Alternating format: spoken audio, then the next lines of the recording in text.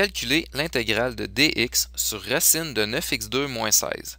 Cette intégrale peut se résoudre à l'aide d'une substitution trigonométrique. Nous devons tout d'abord construire le triangle correspondant à la forme de la racine carrée que nous avons dans la fonction intégrée. On se construit un triangle rectangle, on place l'angle θ.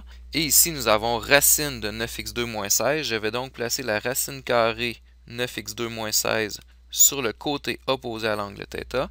Je complète le triangle en plaçant 3x sur l'hypoténuse et 4 sur le côté adjacent. Par la suite, je dois faire les ratios racine carrée sur le côté constant et le côté en x sur le côté constant. Donc ici, j'obtiens la racine carrée de 9x2 moins 16 sur le côté constant 4. Ce ratio correspond à tangente de l'angle θ. En isolant la racine carrée, cette racine carrée sera égale à 4 fois tangente θ. On poursuit en combinant le côté en x avec le côté constant, c'est-à-dire 3x sur 4. Ce côté correspond à l'hypoténuse sur le côté adjacent, c'est-à-dire sécante θ. En isolant x, nous obtenons 4 tiers sécante θ. Avec cette dernière expression, nous pouvons calculer dx.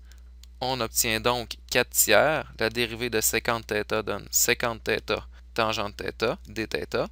Et nous avons tout ce qu'il nous faut maintenant pour passer à la substitution trigonométrique. Donc on obtient notre intégrale dx sur la racine carrée de 9x2 moins 16.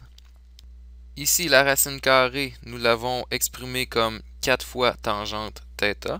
Et le dx est exprimé comme 4 tiers sécante θ tangente θ dθ. L'intégrale obtenue sera donc au numérateur 4 tiers sécante θ tangente θ dθ. Et au dénominateur, nous obtenons la racine carrée qui est exprimée comme 4 fois tangente θ. Nous pouvons faire des simplifications, c'est-à-dire les tangentes θ.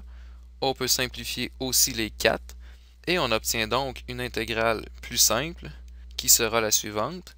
Le 1 tiers peut être sorti devant l'intégrale. Ce qui reste dans notre intégrale, c'est sécante θ dθ. Cette intégrale, nous pouvons la résoudre à l'aide d'une des formules de base.